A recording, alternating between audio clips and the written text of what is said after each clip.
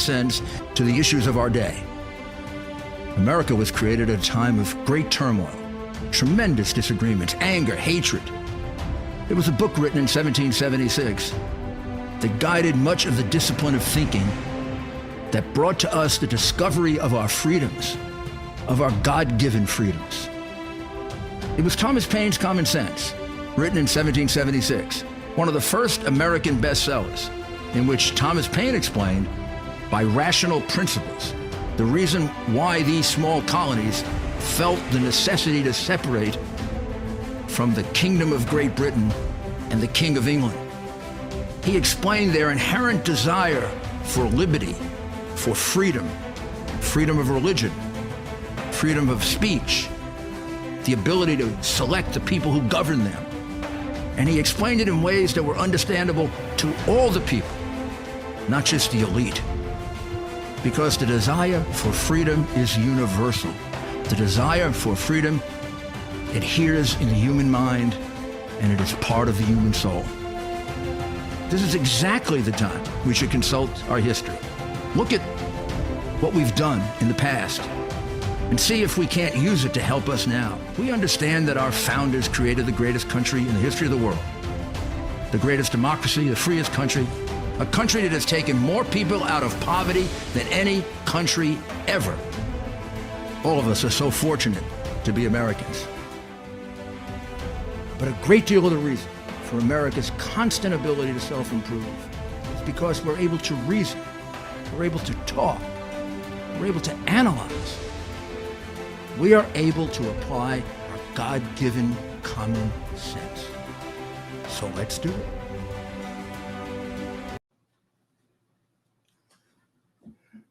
Hello, this is Rudy Giuliani. I'm back with America's Mayor Live. Here we are on a Friday night in a very eventful week, a week that had so much happening that it's going to be impossible to sum it up completely. We'll do the best we can and also get into your calls and your thoughts and what it is that you would like to know about. And particularly, of course, we put the emphasis on the things that are kept from you by the unbelievably censored and biased press that we have. First, I'll let you know the result of the poll that we took on the WABCRadio.com website. We had a lot of responses. And approximately 95% felt that Collins was much more rude than Trump, like 95-5. The 5% that thought that Trump was worse than Collins were all Collins relatives, or people who are sharing in the benefit she's getting, which is she's being given a 9 o'clock show on CNN, which some people consider a curse since nobody listens to it. But I'm sure that her friends and family will listen. And I'm sure she's picked up a few Trump haters with the nasty and silly and almost sophomoric way in which she handled that debate. The really interesting thing about the debate it was a debate. It's supposed to be a town hall meeting, right? It was a debate with her, which was absurd. And when you go through the questions, it's really quite obvious that every single question that she asked was a question that was confrontational, nasty, largely irrelevant to national security, national affairs. She asked about the trial, and of course she phrased it in a way that she left out the fact that the rape charge was decided in his favor. In other words, jury found that he didn't rape her, and then the jury found the lesser offenses. But she left that out, which is a very deceiving way to do it. But what do you expect from CNN? She interrupted constantly so that he couldn't make the point clearly. But I thought he did, that he had put out a statement. Quite early in the situation on January 6th. The statement, there were two statements, actually. One was very early, and the other was she kept saying 3 hours, 3 hours, 3 hours, but she didn't define what she meant by 3 hours. When she finally did, the statement that she had in hand was actually put out only 2 hours after the incidents began. When you consider that it takes a while to figure out what really happened and to figure out exactly how you should say it if you're the president, so you don't make things worse. Even if it were 2 hours, that would seem quite reasonable. It was actually somewhat less than that, even. So I think he defended himself quite well on that because remember those messages, the two of them, telling people to be peaceful and to cease and desist from what they were doing, have all been taken down from social media, and she had to concede that, rather grudgingly conceded. Um, Meanwhile, the remarkable thing is that the questions asked by the citizens of New Hampshire were all the questions that a serious person would ask, which I guess Ms. Collins is not. Questions about the economy, about the war in Ukraine, about the border. My goodness, if you didn't ask about the border, I don't even know what you were doing at that debate. I'm not sure she asked. I'm not sure she asked a question about the border. I know a citizen of New Hampshire did. I mean, we have a historical crisis going on in the border right now. Don't think this has ever happened to America before. We're being invaded in our southern border by people that we don't know who they are, who are coming in. I don't know if it's ever happened before with a civilized country, but we're letting thousands and thousands of people come in, and we don't know who they are or why they're coming here or what they were in their prior country. They could be very nice people looking to buy a house and work, or they could be mass murderers. It wouldn't make any difference because they're all being let in. Not only that, without much more analysis, they're being sent to your neighborhood. So when they move in, nobody check them out. That don't have time. They come in, they get a parole date, and then the government tries to put them somewhere. Parole dates, by the way, are 6 and 7 years later. I know you think I'm crazy saying this. Of course it's crazy. Biden figured it out. And not only that, he's fulfilling his promise of having people surge over the border and his promise to Soros and all the one worlders that we'll eventually have no border, which means we have no America. So the numbers, they were talking about how many? 6,000, 8,000 at one border crossing. It was triple that. I mean, the numbers are going to be hard to even adjust them right away until it all settles in because the numbers are extraordinary. And our soldiers that were sent there are used as ushers. They might as well be working at Rockefeller Music Hall. They are ushering the people in and then helping to put them in the right place so they can quickly get paroled and then be sent to you so you can deal with them. Before all of this, Biden had already set a record for the most illegals to come into this country ever under any president. We often compare him to Trump, where things were so much better under Trump. There's a situation where things were so much better under anyone but Biden. And now those numbers threaten to increase exponentially, which we're not able to handle this. How are we going to handle the rest? If you look at New York City, which created the problem for itself by announcing very, very prominently that it was a sanctuary city that was looking forward to all of these illegals and promised them more things than any other city. Not only welfare, not only COVID money, not only a place to live, a place to live, but also education for their children, including college, health care, and just about anything else they wanted. They were being treated considerably better than poor people in New York City are treated, or than the homeless are treated in New York, or than even our veterans are treated. It caused some degree of problem, still does, but it doesn't seem to affect Adams. Adams kept encouraging them and kept encouraging them and kept encouraging them until someday, I guess he woke up and his budget director said, "You're out of money, pal," and this threatens to be another 600 million or whatever.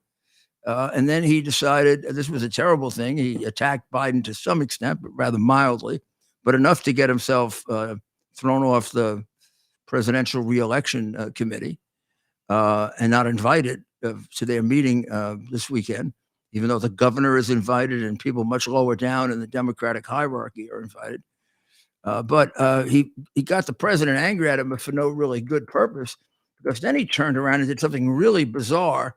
He decided he was going to ship the migrants, the illegal migrants.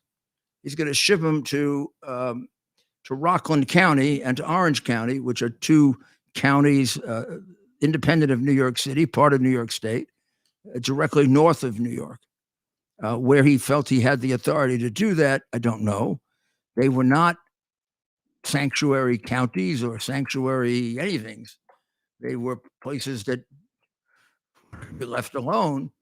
And when they found out, the county executive, in no uncertain terms, said, "You do that, and we're going to turn them back at the border, and I'm going to punch you in the throat." I think maybe he could have left out the punch in the throat, but I think it was a figure of speech. Actually, his name is Day. His last name is Day, and he's a former New York City police officer. I assume one, unlike Adams, who made arrests. That kind of police officer. And then the one in the adjoining county also has resisted taking New Yorkers. Remember, Adams was crying and whining and doing all sorts of things about Abbott sending illegals to New York. That's after spending months and months of telling people that New York was going to be the best sanctuary city in the country. When they started coming, like the people in Martha's Vineyard, he didn't want them and got real upset.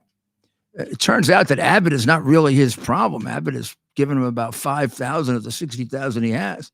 The Democratic mayor of El Paso has sent him even more than that. And he's the problem, not Adams. Adams probably has sent him considerably less than the number of people who have asked to go to New York because of all of his big mouth and talking. When the migrants come to the border and come over the border, the first place they think of is New York, because he has advertised us as, the best place for illegals in the country. I know. It sounds kind of stupid, doesn't it? But you don't, unfortunately, or fortunately for you, you don't have to live in New York, because these are the stupid things that Democrats have been doing in New York for generations. And like they do in Chicago, like they do in every one of the deteriorating cities in this country, is a city governed by a progressive Democrat, and often with a district attorney appointed by Soros, which means nobody goes to jail except people who are trying to defend themselves or innocent people, because they basically want the criminal element to take over the city. Now you ask, well, why would Soros invest $60 or $70 million in that? Because he wants to destroy us. He wants to destroy our country. I know that's a very, very hard thing to embrace, isn't it? That someone would actually want to do that. But he wants to do that because he is a big opponent of American nationalism. He thinks American nationalism is very dangerous. He does not believe in American exceptionalism, that we're we're just another country. And he wants us to be part of one world, which gets you very, very close to what the communists want. And they have played a very big role in the deterioration of many things in America, including our religious beliefs, our education of our children, parenting, sexuality, morality, all of it part of the Marx playbook to take us over, which they are playing us like a fiddle. Oh, I do think that last night or the night before, the debate did accomplish a couple of things. I think it proves that CNN is a virtually useless news organization that is involved in playing like silly games for the Democrat National Committee. That its lack of talent is extraordinary, and that's the reason why it's the lowest rated channel. And I understand that even some of the parents of some of the talent there don't watch it because it's so difficult to deal with.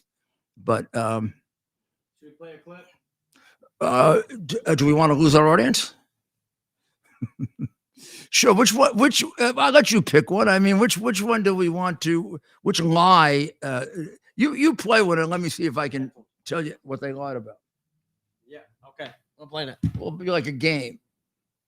Pick. Negotiating with NARA. Do you know what NARA is? The National Archives. Extremely left group of people. Extremely left. And I was negotiating with them. All of a sudden, they raided my house. They didn't raid the house of Joe Biden.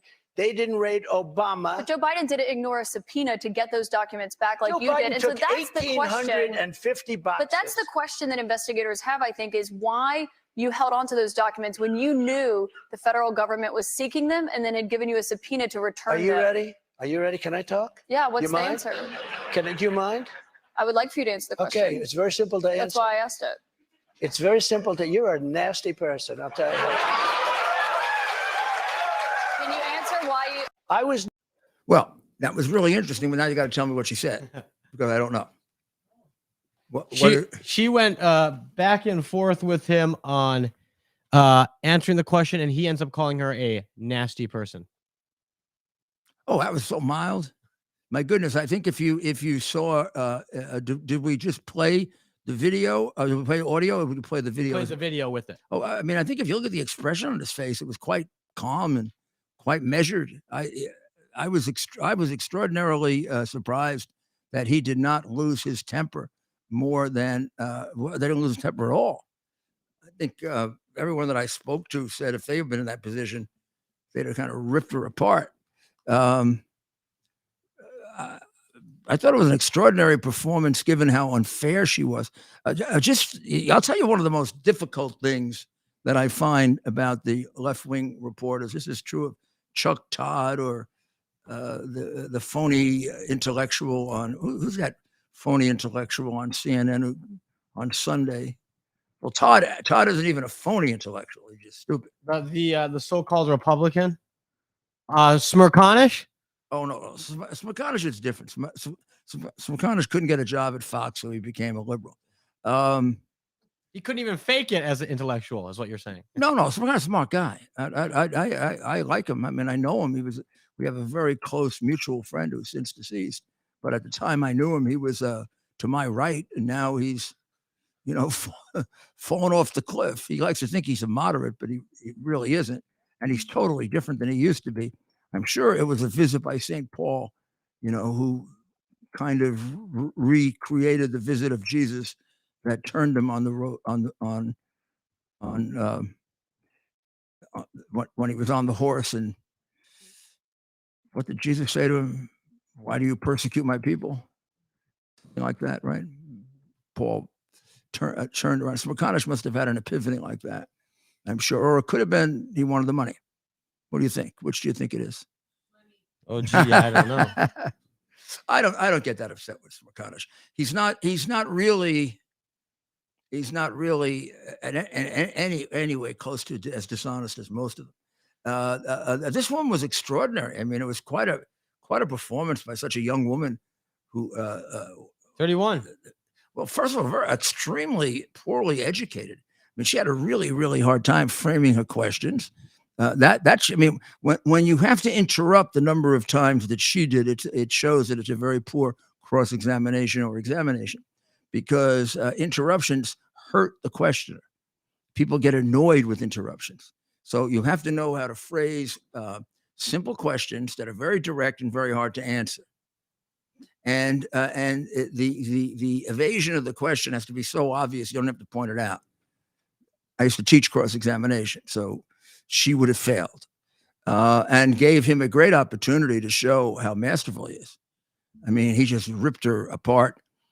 She I think to the consternation of all the lefties, because they were going crazy the day after, she gave him an opportunity to explain January 6th, which he's never had, including putting out 2 memos that people have hardly ever gotten to see because they were taken down right away so he wouldn't have a defense, in which at what I would regard as an early stage for her, of course, anything would be too late, but in a sufficient amount of time that you would expect a president would have to take to figure out exactly what was going on and what to say, he put out 2 statements telling them to stop doing what they were doing.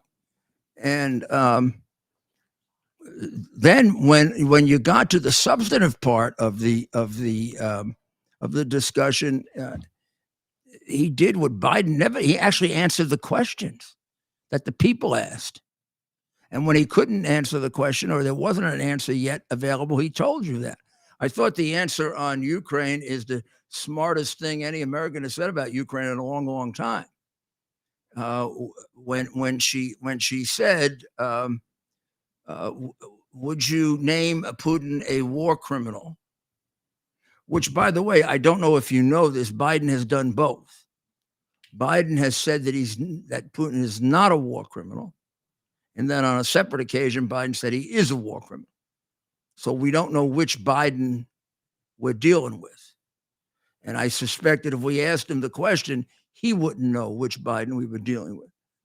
But Trump didn't have a problem. Trump said, I'm not going to get involved in that. And he explained from the point of view of obviously an experienced now leader and diplomat and world leader. He explained to the child that you don't name your enemy a war criminal if you expect to try to settle the war. You would name him a war criminal if you wanted to fight to unconditional surrender and death for many, many people. Because if you're Putin, and let's assume Putin is the killer that we say he is, and I do, I have no hesitation about Putin being an evil and bad man. But the minute you say, hey, Vladimir, you're a war criminal, that means we're going to execute you, sweetheart. Well, then he fights to the end, doesn't he? Then he does things that he might not do if he thought he could have a negotiated peace. And Trump made it clear you just don't let him know right now. That is the difference between a man who's run a government, obviously quite successfully, and knows how to negotiate both from business and political point of view, and a child. She's a child, trying to get him to say something, that'll make headlines, even though it'd be against the interests of the country. Putin is a war criminal. I mean, then we have a fight to the, literally and figuratively to the death. Who knows? We're dealing with an evil man. Maybe we even provoke some kind of nuclear situation. Also, his answer, what result does he want? And the result that he wants is peace. That's another brilliant answer, not taking the bait. Of course we want peace. Did you hear the applause when he said that? That wasn't just Republicans. That was independents. I bet that was Democrats. CNN handpicked the audience? Well, I tell you, the audience sure stuck it up CNN's you know what. That audience was remarkably pro-Trump. And I think even more by the end than at the beginning. Although when he came out, he got quite a round of applause. I think I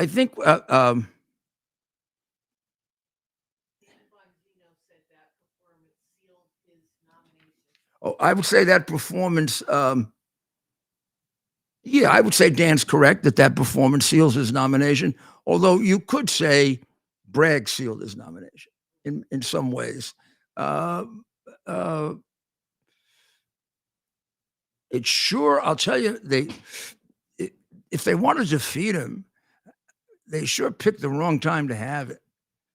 They didn't let the sting of the verdict last even one day before he was able to change the subject of the debate. I mean, that is very, very poor politics. I mean, that's mean, when you get into a situation of very bad news in politics, and I would have to regard the verdict as bad news. It wasn't as bad as it could be because it didn't involve the rape charge, but it was still bad news. You want that to hang out there for your opponent as long as possible. You don't want to give him an opportunity to change the subject, and he got the opportunity to completely change the subject. And it was handed to him by CNN. And people are talking a lot more about that than they are about the case now. Well, so that was a big Mayor, what do you plus. what do you make, Mayor, of the criticism coming from the left towards CNN, who are actually shaming them for giving like the president a platform? AOC wants their license taken away, right? Is that true? That's true? Right. That's right. AOC went apoplectic on CNN. I mean, she was not happy. She was very upset, right? That somebody with opposing political views was given a platform. My goodness. Not okay. She wasn't too happy about that. Yeah. She's not happy a lot, right? Maybe she should do something else where she could be happier. What would you think that would be? What was she before? I've forgotten. She claimed she was a bartender. She had a job before, right? She was a bartender? She claimed she was a bartender. Nothing wrong with that. I was a bartender. The only job I ever got fired from.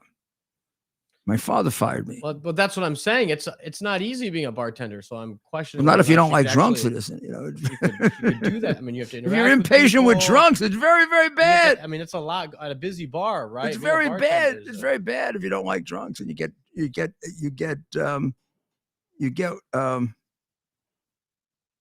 get impatient with them. My father was so patient with them. He even had a theory about how to do it. He tried to teach me, but it didn't work. It just didn't work. They used to get, the minute they got you can see it even happens with, as soon as they got irrational, I got annoyed. It's like I do now. I mean, as soon as these people get irrational, I can't take it anymore. You know, when Mayorkas gets up and says, the border is closed, and behind us are 400,000 people walking over the border, like the scene in 10 Commandments when Charlton Heston parted the sea. I mean, there they are. They're all coming in. It's like they're going to knock him over. The border is closed. It's like the CNN reporters used to report about the riots, the Black Lives Matter Kill the Police riots in 2020. This is a very peaceful demonstration by very self-contained individuals. I'll call you back. I'll call you back. You should consider going into acting, Mayor. Well, I have. I mean, I because they're so left wing, they refused to give me the Academy Award for the best small part in a movie in 2007 or 2012 or whenever it was. And anger management. Don't they have a category for best actor or actress in the smallest part? Yeah, they should. Supporting role. No, I've been in several. You cannot call my role a supporting role. I appeared for 3 minutes. That's significant. That's screen time. That's small role. So supporting role is like 20 seconds. Yeah, I mean, Pesci got the supporting actor award for what was it, for Raging Bull? Oh no, for Goodfellas. He might have gotten it for Casino. He got a couple of them. Well, but that's a supporting. That's a big supporting actor role. Is a big role. It's a second. Usually, it's the number 2 or number 3 role. Oh, so you're saying mine was the number 50th role, but it was. So but lead actors won. Yeah, but it was a very extraordinary 50th. Well, let's pick this conversation up. Let's get our commercial in. How about supporting actor for a useless role? Let's pick this up. Okay, we're going. One more point on this. They say good trial lawyers and theater. There's some sort of connection. There's no question about it. That being serious, there's no question about it. I heard that. I always love acting, and whenever I got a chance to fool around with it in plays or for charity or whatever, I mean, I've even played Marlon Brando in a thing we helped to write called Godfather the Musical. All right. And on that note, we're going to play our ad. And when we come back, we'll have Kirk Elliott, PhD, with us live. Oh, that's exciting. Faith and family, freedom and finance are 4 things that we would do anything to protect.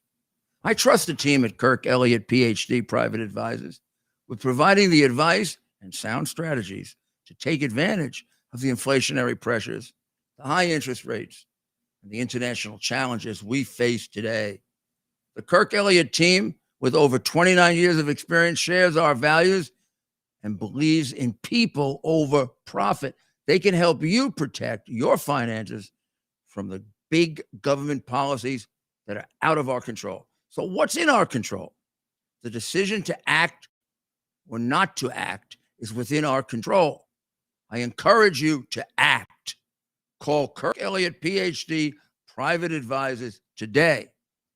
Start working with a team that will help you protect your retirement assets with gold and silver while sharing your desire to protect your faith, family, and freedom. Call them today, 720-605-3900. That's 720-605-3900, and tell them Rudy sent you. Or simply fill out a request for a free consultation at kirkelliottphd.com/Rudy. Are we ready? Yep.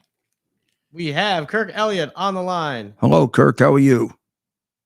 I'm good, Mayor. How are you? I'm excellent. So we've just played the ad for them, trying to explain the situation that people are in and how they have to evaluate where they are. Maybe you could elaborate on that a bit and exactly what they can do to diversify, to take a look at what they have so that they're not in a position to get completely destroyed by inflation and what may be lying ahead. Well, absolutely. You know, what's on everybody's mind right now is bank failures, right? We've got Westpac Bank that lost another 20%. I mean, and people, Mayor, when they look at their bank accounts, they should have this feeling of, okay, I've got money in the banks. I'm sitting on the sidelines. I'm not tied to the stock market, not tied to the bond market. Right. And I'm just sitting there in this defensive posture. But now that banks are failing, now they have this uneasy feeling. It's like, I don't know what to do. I really, truly don't know what to do, right? And people are gripped with fear. But here's the reality of this fallacy is, what do banks do with your money? Banks aren't necessarily in the business of lending your money. They're in the business of using your money to invest. So when people are sitting on the sidelines with cash in the banks and they're saying, I'm out of the stock market, I'm out of the bond market. What do banks do with your money? They invest in the stock market, they invest in the bond market. The same things that you got out of, they're investing in. Sometimes that's leverage. So we're seeing these bank crises happen with First Republic, Silicon Valley Bank, Signature Bank. I mean, there's so many banks, Rudy, that are on the edge of collapse. And I was reading a report this morning. The amount of withdrawals coming out of the banks are at levels that we haven't seen since 2009. And we have to ask ourselves this one simple question. Why do banks fail? Well, because they run out of money. They have more deposits, more withdrawals coming out than deposits going in. They just run out of money. Right. And that's what we're seeing right now because their investments are faltering. And this goes back to March of 2020, when the Federal Reserve changed the reserve requirement to Regulation D that said, hey, banks don't have to have any more than 0% held back for us to write checks on and draw from, right? So 0%. Why did they do that, Kirk? That almost seems like an illogical thing to do. Well, it does. But however, if banks, when they want to invest money, they want to invest all of it. So in a time of economic crisis, like we saw during the goofy pandemic, right? We've got no money. And so they tried to stimulate the economy by changing that reserve requirement to 0 so they could use more of it, potentially lend more of it out to people. But the problem is they didn't lend more of it out to people. They just tried to invest it. Right. Now, after that, though, here's the problem. They made that policy permanent. So now this is why we've got bank failures, because banks don't have an awful lot on hand. They're investing in the same things that you and I invest in, that we're concerned about, stocks and bonds, and they have zero out there. And so as wages are coming down, inflation is persisting, the cost of borrowing is going up with higher interest rates. People are pulling money out of the system just to survive, and there's not a lot there. So it begs the question, what do we do? Right. Right. And this is where there is light at the end of the tunnel for everybody listening to this show, is you can invest into tangible assets. It's kind of a get out of the system kind of investment. You're not tied to the stock market. You're not tied to the bond market. You're not tied to the real estate. You're tied to a tangible asset. And even Elon Musk, when asked a couple of months ago, hey, Elon, how do you invest in times of inflation like we're seeing right now? He said, well, it's easy. I invest in things because things go up with inflation. And when you think about it, he's right. Groceries go up with inflation. The cost of eggs at the grocery store go up. Right. Gas at the pumps goes up. Everything goes up with inflation. Gold and silver are things. And when you don't overpay for them and you buy low-cost bullion like bars and rounds from refineries, and you don't go into the high collectible, high premium, high commission stuff that you see a lot on TV, well, go into low-cost bullion, maximize your ounces, minimize your cost, and it is a thing, right? So it is going to go up with inflation. This is why it's one of the best inflationary hedges that anybody can invest in, and that will put a smile on your face in an investing world Right. where there's nothing to smile about, Rudy. So how do people go about evaluating it? For example, if somebody wanted to transfer into silver or gold, and I know you believe, and I think for very good reasons, that silver is the better investment. But if they wanted to make a transfer like that, could they do it with, like, let's say, part of their IRA, not the whole IRA, and then see how it goes? Yeah, yes, sir. It's as simple as checking a box on the transfer form, because you can do a rollover from one IRA to another, but you can't do paper. Don't do an ETF, a mining share, mutual fund stock. We're talking about 1,000-ounce bars of silver, 100-ounce bars of silver, actual physical silver. Right. And all you do is check the right box. Partial IRA rollover, full IRA rollover. It's a 15-minute application. So if you want to roll over half your IRA and have half in silver and half in the bank, you can do that, or you can do all of it, or whatever percentage you want. Absolutely, it's good. It's all up good to know you. that. Yeah. I mean, do you find people that like to just put their toe in the water and then go in the water, or do they tend to want to just go in the water? Well, everybody's different, right? Here's the great part about it. It's an option that's individualized. Everybody can decide. Some people who are not used to that, it's like, I've never done precious metals before. I don't even know what to do. They tip their toes in the water. Others realize, if I stay with what I have, right, in stocks, bonds, mutual funds, real estate, and they keep coming down, I'm going to lose my shirt, and my retirement's not going to be good. So they dive into the deep end of the pool. And it's a matter of personal preference. I would say, though, in this market, most people are jumping into the deep. Yeah, I think that's true, or at least all or almost all. Yeah, I would say that's right. That's the experience that I've seen. So what do we have to look forward to this year in terms of just the economy in general? You spent a lot of time analyzing it, and I think it would be interesting to see what you think about where we're going. Well, there's a couple of very large macro trends. The collapse of the U.S. dollar is one of them, as countries leave the petrodollar system, leaving us with no demand for our U.S. currency overseas. That's going to cause inflationary pressures. When we have rampant inflation, one of the mechanisms that the Federal Reserve uses to slow down inflation is to raise interest rates. So here's where interest rates are going to continue to rise, which will actually kill the bond market. It's going to hurt people that have debt. And the stock market is a function of one thing, that's revenues, Mayor. So when people's cost of borrowing goes up, their debt service goes up, their wages are coming down because of the policies of this administration, and prices are going up. It doesn't leave a lot of hope in people's minds. But, it should. because those exact policies do cause gold and silver to go up. So I am expecting the stock, bond, real estate market to actually come down significantly still this year because of those fundamental forces that are driving the economy. I don't expect that to change until you have policies of pro-growth coming out of DC, like lowering taxes, lowering interest rates, and creating jobs again. Well, realistically, at that point, the stock and bond market should thrive. But realistically, we're talking about 2025. Really? I mean, Yes, yeah, because you got to get through this year. You got to get through 2024. You have to get a new president and administration that's going to have a different view of the economy, and then it takes a little while for all of that to happen and set in. So we've got a long ride. What you're telling us is we have a long ride where we are right now, and possibly getting worse. Well, you know better than anybody when you do policies, Rudy, and you make a decision that doesn't have an immediate impact. There's always a lag effect. You 100%. saw that with the city, right? Yep. Yeah. And so no different with the national economy. And so we are in this for a while, but I don't want people to operate out of a state of fear and think there's nothing we can do until the stock market, bond market, real estate rebound again, because we get a change in presidency or a change in Congress that changes those policies.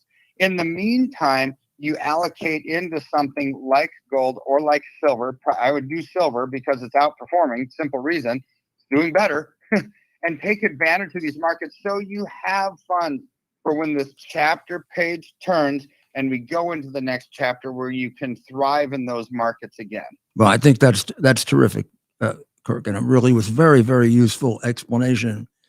I urge people to take that very seriously, and the best way to get started is to just tell them what they should do to get in contact with you and your excellent people. I've already heard very, very good things about how good they are and how courteous they are. Well, thank you for that. I mean, it's real simple. Just call our office, 720-605-3900. That's 720-605-3900. Say that Rudy sent you, or simply go to the website, kirkelliottphd.com/Rudy, and schedule a free consultation with us so we can map out a strategy for success with you. Well, that sounds excellent. I urge you to do that, and we'll be talking to you next week, Kirk, and you have a great weekend, okay? Sounds good, sir. God bless you. Well, that was sure entertaining and informative. I mean, these are things you got to think about, and there are, interesting thing about life, the economy, the world, politics, whatever situation you're in, you got to be able to analyze it and see what's the safest and best way for me to deal with it. And I think Kirk is giving you an area to consider and take a look at. And he and his people are really experts on this.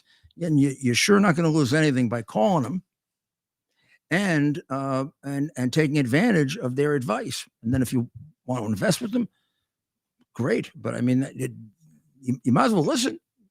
Why don't you give them all the information again, Ted? 72. That's right. You can get a hold of Kirk Elliott. You can visit kirkelliottphd.com/Rudy, or of course you can call 720-605-3900, and be sure to tell them Rudy sent you. That's very important. So it's 720-605-3900, and the website is kirkelliottphd.com/Rudy, and we have it up on the screen right now. Look, if you found that conversation interesting, even if this is something you've never considered, right? Give him a call, talk to him. The mayor, you've heard him talk to the mayor here a number of times. It's worth the call, right? It can't hurt. I'd say so. Absolutely, agree, Mayor. I mean, that's how I got involved with Kirk. Talking to him and seeing that he has a really good grasp of the economy, that his advice is, quite sound and careful, and then you've got to figure out how does it fit for you. And it's Elliott is spelled with 2 L's, right, and 2 T's. That's right. Okay. Just so you get it right. kirkelliottphd.com/Rudy or 720-605-3900. 3900. Okay. So we got a long ways to go. I mean, we talked about the economy, but we got a long ways to go with the bozo. And that rhymes, doesn't it? We got a long way to go with the bozo. Yeah. I know it's very disrespectful to refer to the president that way, but if I don't, I'll go crazy. I mean, you can't expect me to. I mean, the guy doesn't know where he is. It's absurd that he's there. The unpatriotic sons of you-know-what that are around him should be cursed. I mean, they know he doesn't have it. They know he doesn't know what he's doing. I mean, you see him turn around and not know which way to go. Can you imagine if he went through a questioning like Trump went through? Can you imagine? Mayor, should we take a call?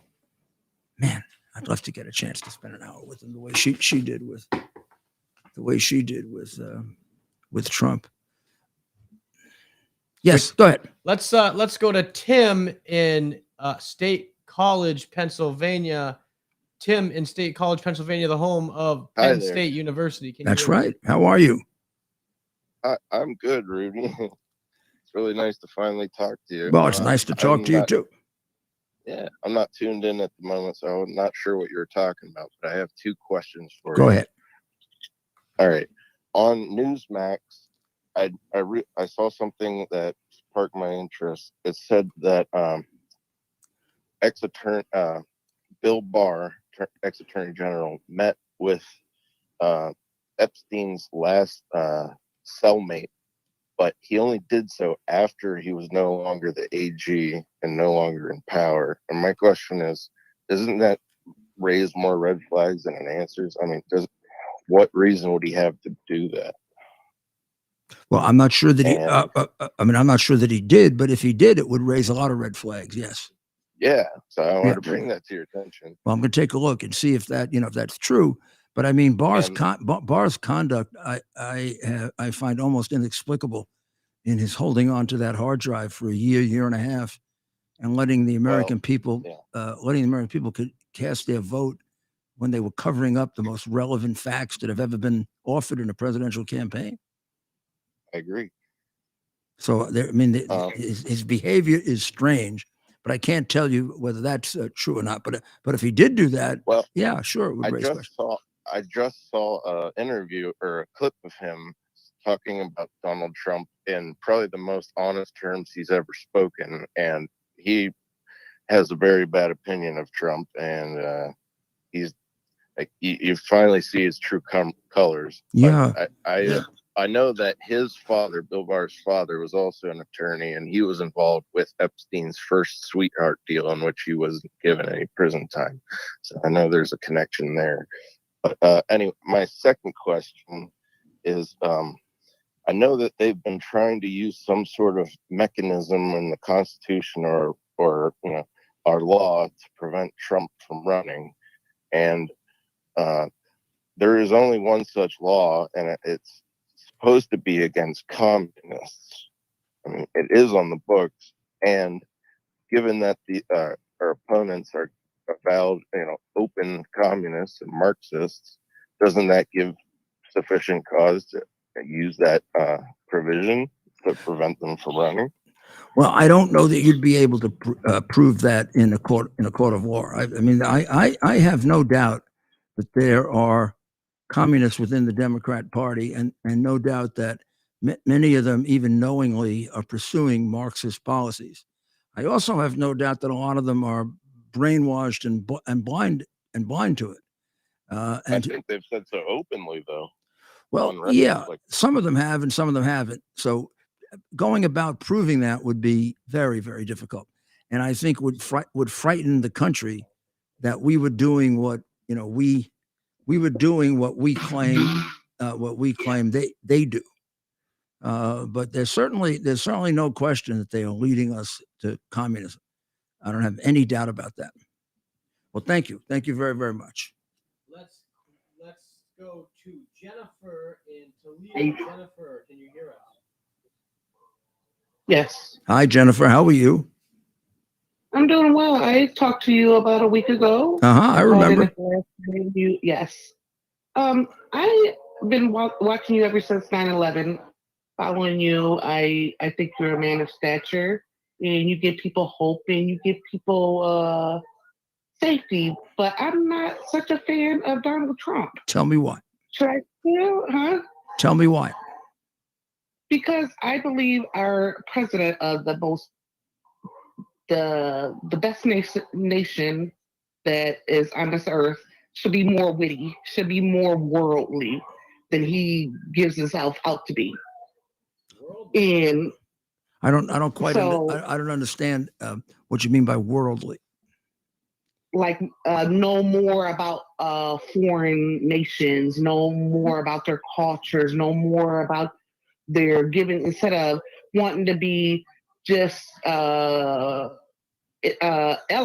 with autocrats. Say had more, it's more twisted. The world is more twisted than that, in my opinion. It's more intertwined, and he's not a 3B type of person to me. 3B. Well, let me see if I can. Yeah. Very well read. And to me, that's what a president should be. Okay. Let me see if I can address that, because I do know him for a very, very long time. Donald Trump is, in fact, a very intelligent man, and a very well-informed man, and has throughout his life been very interested in international affairs and international matters. His real passion was trade, international trade, where way back, long before he was in politics, or even, I think, thinking about politics, he would criticize publicly a lot of the trade deals that we did that have led to the destruction of large parts of this country. Certainly in Pennsylvania and Ohio and West Virginia, and they stand witness to the unfortunate and ridiculous way in which America kind of negotiated against itself and destroyed jobs that have really hurt families for generations, and allowed China and other countries to take tremendous advantage of us. That has led to a worldview that he has. And even if maybe that was a bit of a criticism when he came into office, in his 4 years in office, I was with him quite a bit, being his lawyer. And I can tell you, he was deeply involved in foreign policy, very knowledgeable. I don't even want to compare him to the present president, who doesn't know where he is or who he is. I mean, the present president conducts foreign policy. We're not even sure he knows what countries he's in. When he got to Cambodia, he thought he was in Colombia. So that would be a ridiculous comparison to make to the present president. But even to other presidents, I would say his knowledge of foreign policy is quite substantial. And I think last night or the night before, when you listen to his answers, over and above being interrupted and rudely contradicted and told that he was lying, and I mean, she just pronounces that the election was perfect. There was no evidence of fraud. Well, first of all, there are thousands of pieces of evidence of fraud. She just repeats what she's told to say. It's like, when I first brought up the allegation of Biden being involved in bribery, which I now think is just about proven beyond any doubt, I was told it was debunked. I'm not sure I knew what debunked meant, so I asked it. Could somebody show me a debunking report or a debunking memo, or who debunked it? Well, nobody debunked it. They just didn't bother to investigate it. They didn't bother to do what they did to me and to Trump and to Trump's lawyers and Trump's friends. They didn't go raid their houses or go look at their bank accounts. Or, I mean, the allegation is that Hunter Biden pays all the expenses for the Biden family for 30 years. Now, is that a responsible allegation? Well, it sure as hell is, because it comes right from the mouth of Hunter Biden. which he said to his daughter in December of 2018. So you can't disregard that. He said that. I've been paying for the expenses of this family for 30 years. One would think that an honest FBI would have, 3 years ago when they first were aware of that, would have subpoenaed his bank records, subpoenaed his home records, and try to find out how much did Hunter Biden actually pay for. They did none of that. Instead, without any evidence of any kind, they raided my house. And then after 2 years, sent me a letter saying I hadn't done anything wrong. When Mr. Cummings came to the U.S. attorney in the Southern District of New York, at that time, a lawyer named Berman, he gave Berman 3 witnesses, maybe 4, who wanted to come to the U.S., high-level Ukrainian witnesses, including the attorney general, who had a number of corruption cases involving the United States, one of which was a major bribe to Joe Biden in order to fix the Burisma case. Berman, instead of interviewing any of those witnesses, put that lawyer under investigation, me and Donald Trump. And to this day, it hasn't been investigated. I worked in that system long enough to know that that doesn't happen that way unless there's corruption going on. When somebody walks in with an allegation like that, you follow it up. You don't let it die for 3 years. Now we even have the FBI refusing to turn over the memo that the Congress says exists from a whistleblower, which points out a transaction in which Joe Biden, as vice president, received money in exchange for altering American policy. Now, they're quite specific as to that memo, and the FBI hasn't denied its existence. It's refused to turn it over. I mean, that's frightening. If that's if what is suggested by that is true, that's quite frightening. But I think on your original question, I would say that Donald Trump is as knowledgeable about foreign policy at this point as anyone thinking about running for president, particularly since he did it for 4 years, and he did it well. We weren't at war or involved in a war when he was there. He actually made peace in the Middle East. That's now been disrupted. He certainly had Putin and Xi and the guy in North Korea under control. They weren't flying missiles over Japan, and China wasn't threatening Taiwan, and Russia sure as hell was too afraid to go into Ukraine. Our foreign policy situation was significantly better than it is now. And I think the Abraham Accords are a real indication of his abilities in foreign policy. But in any event, you've got a long time to the election, and I would just listen to the two of them on foreign policy and see which one you think makes the most sense, or which one has the capacity to even just read the memos and understand them. So any calls or any other observations that come through on our text? Let's go to Dave in New Morgan, Virginia. Dave, how are you? Hey, this is Dave in Virginia. I'm the one that gave you the idea about the truth and nothing but the truth. Mm-hmm.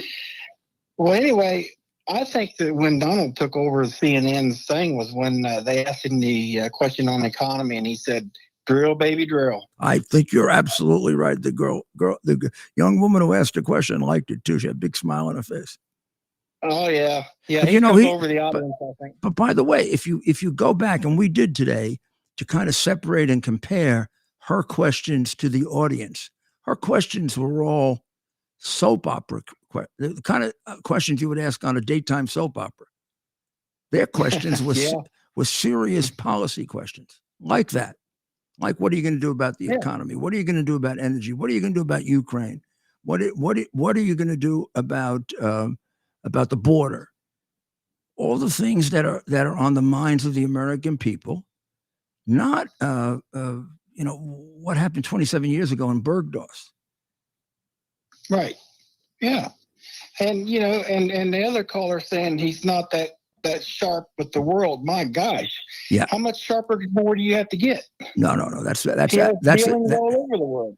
That's a number one. That's in and of itself wrong, and number two, it's an absurd question in comparison to Biden, who Secretary Gates, his colleague in the Obama cabinet, described as never having been right about foreign policy in his entire career, and that was Gates who said it.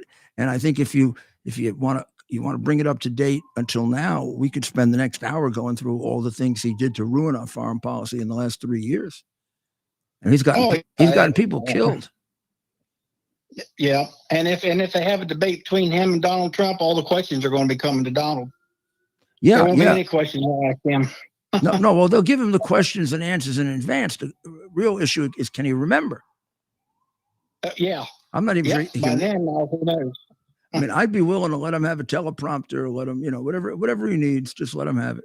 Last time, when they wouldn't do the third debate, I suggested doing it in his basement. He could be, he could be hooked up to his IV machine, and we'd debate him anyway. I'm convinced they give him drugs to keep him focused, because there are times in which he looks like the second coming of death, and then there are times in which he looks okay, and there are times in which he's completely inconsistent and inarticulate. And there are times in which he can get by for about 2 minutes. Mayor, do you think they tell us of everything the president is currently taking? No. Why their backsides off? Is what disclosure requirements exist for none? Wow. It's a matter of honor. He has no honor. Isn't it true? The guy won't even recognize his granddaughter. What kind of honor could he have? Isn't it true that JFK was taking medication? True. Yes. I guess some of it came out with the autopsies, right? Some of the medications came out when they leaked or put out the results of the autopsies. I don't remember exactly what they were, but they were very, very strong medications. Maybe Dr. Maria will remember exactly what they were. We'll ask her. Well, Mayor, we are now in soccer time. Of course, our viewers can go to Rudy. Well, let me see if there's anything I wanted to alert people to. You know about the very unfortunate situation in our city where a United States Marine who acted heroically and bravely to help people on our subway train when this career criminal was frightening them, yelling and screaming at them. He took action when the criminal was saying to people, "I don't care if I die. I don't care if they arrest me." He had already thrown garbage and other things at people, and the Marine Daniel Penny was, I guess, sitting behind him while he was doing this. And then when Neely, that's his name, when Neely took his jacket off in a menacing way, which usually indicates, I'm getting ready to fight and punch, he got behind him and very bravely grabbed him and held him. And they want to call it a chokehold, and it ended up with him dying. But it doesn't seem to me that that's what Mr. Penny had in mind. What Mr. Penny had in mind was to stop him from frightening the living daylights out of the people on the subway, and probably even could reasonably assume that jacket was coming off because he wanted to hit people. Now, that would have been a heck of a reasonable assumption, because the guy had spent most of the last 3 years hitting people. He was arrested 45 times previously, beat up a 67-year-old woman, a 65-year-old man, kidnapped a young girl.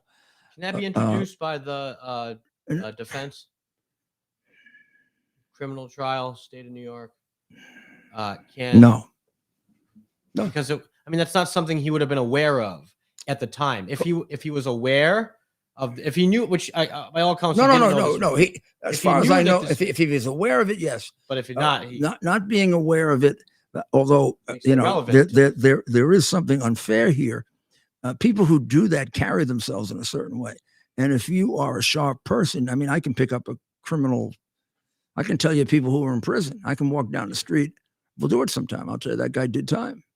If he did any kind of thing, I can tell you by the way he's walking. When you're in law enforcement, and he wasn't, you can get an instinct for that. Like there are all kinds of, when this show is over, I'm going to take my jacket off, right? But it's not going to be threatening. But you know what I mean when I say take your jacket off in a threatening way. People before they fight take their jacket off, and this guy, but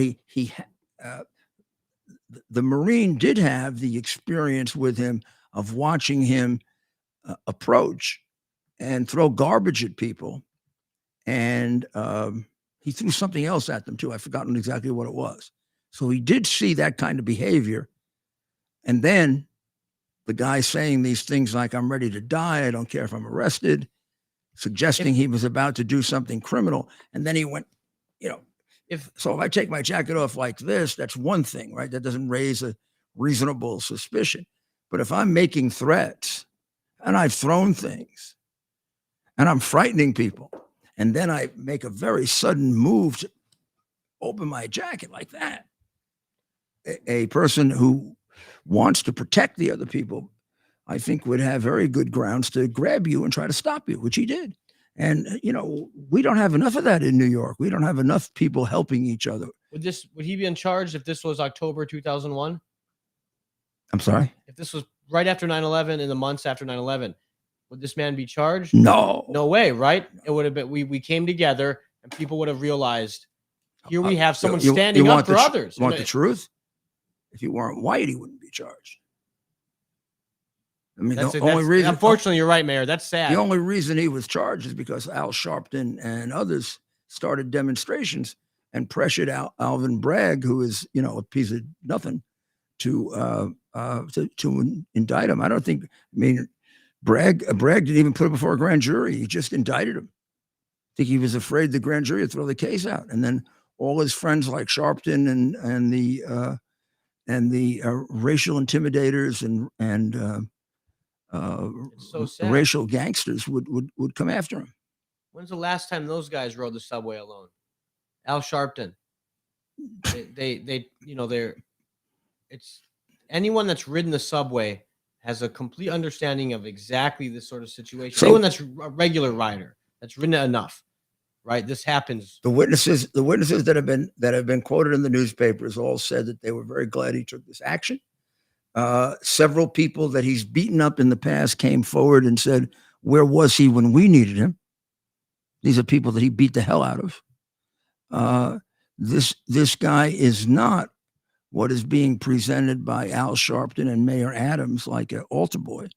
Mayor Adams made the ridiculous statement today that the guy is black like him. Well, we know that. What relevance does that have? The guy is black like him. I mean, there are an awful lot of white criminals. When I was mayor, I don't think I ever said, he's white like me. There are a lot of white people that were killed, and I never said, well, he's white like me. Nor did I have much of a distinction between a white person being killed and a black person being killed. What it tells you about Adams is instinctually, this guy's a racist. All of a sudden, he's got to pull the race card. Same thing. He's doing another thing too. He wants to take the illegal migrants that he asked for by creating a sanctuary city and a right to shelter and a right to health insurance and a right to everything under the sun, including they're even kind of working on a right to vote.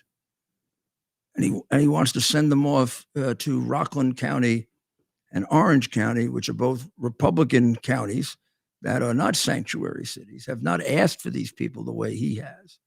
And because the county executive, Ed Day, has opposed him, he's accused him of being anti-Semitic and racist. There's no basis for his being anti-Semitic and racist. He happens to be elected in a county that has a heavy Jewish vote, and he got a large percentage of the Jewish vote. I mean, this is like, they just say this. It's like, and it's like with that woman, Caitlin, whatever her name was, they're like children. They just say, racist, racist, you're a racist, racist, racist, you're a racist. Debunked, debunked, quid pro quo, whatever it is they're told to say. Or when, stolen election. Election was not stolen. Election was not stolen. There's no evidence. There's no evidence of fraud. There's no evidence of fraud. What about the lady? What about the lady in Georgia who was 18 years old, walked in, and I've got her on television and said I walked in and they told me I voted already. What about the 17,000 of them in Pittsburgh that walked in? They had voted already. How did they vote already and they didn't know it? Well, there's no evidence of fraud. There's no evidence of fraud. You're an election denier. You're an election denier.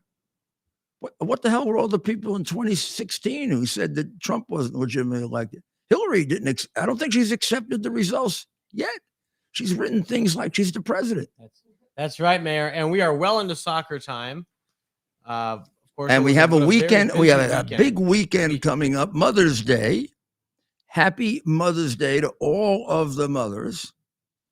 Please respect the institution of motherhood.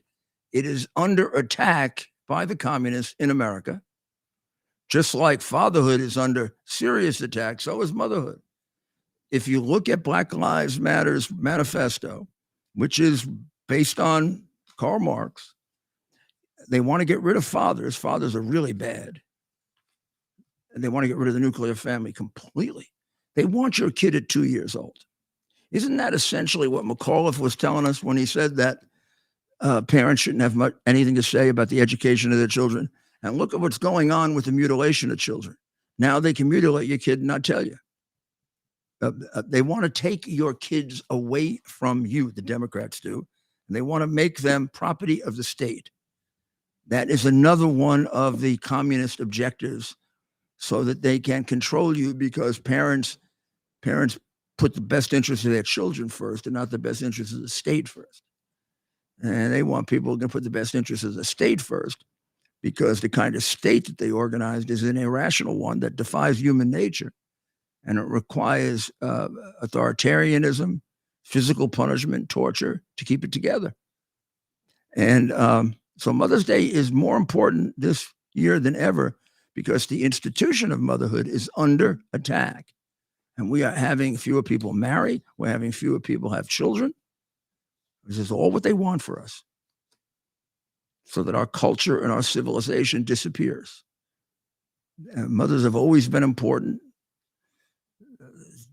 Nothing like your mother, right? Mothers are really, really important now.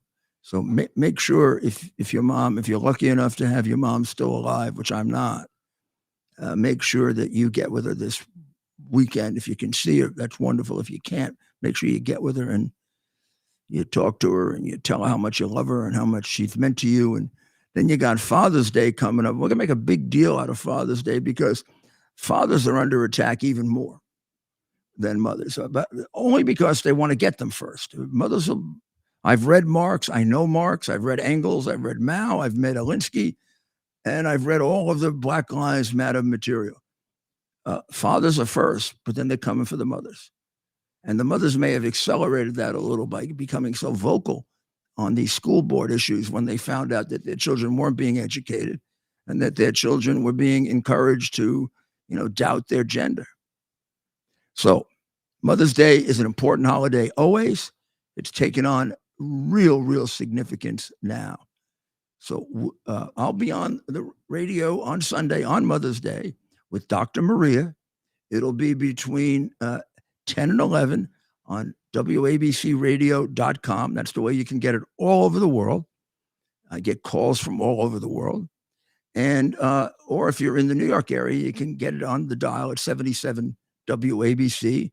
Or if you're in Long Island, you can get it on WLIR. But WABCradio.com is the best way to get it. Hook up the app, and then you can hear us all over the world. Okay? And also, my podcast will be out very shortly, the second one for this week. And you get that at rudygiulianics.com. And thank you. God bless you, and have a wonderful weekend and a great Mother's Day. God bless America. Our purpose to bring to bear the principle of common sense and rational discussion to the issues of our day. America was created at a time of great turmoil, tremendous disagreements, anger, hatred. There was a book written in 1776 that guided much of the discipline of thinking that brought to us the discovery of our freedoms, of our God-given freedoms. It was Thomas Paine's Common Sense, written in 1776, one of the first American bestsellers, in which Thomas Paine explained, by rational principles, the reason why these small colonies felt the necessity to separate from the Kingdom of Great Britain and the King of England. He explained their inherent desire for liberty, for freedom, freedom of religion, freedom of speech, the ability to select the people who govern them. And he explained it in ways that were understandable to all the people, not just the elite. Because the desire for freedom is universal. The desire for freedom adheres in the human mind, and it is part of the human soul. This is exactly the time we should consult our history. Look at what we've done in the past and see if we can't use it to help us now. We understand that our founders created the greatest country in the history of the world, the greatest democracy, the freest country, a country that has taken more people out of poverty than any country ever. All of us are so fortunate to be Americans. But a great deal of the reason for America's constant ability to self-improve is because we're able to reason, we're able to talk, we're able to analyze. We are able to apply our God-given common sense. So let's do it.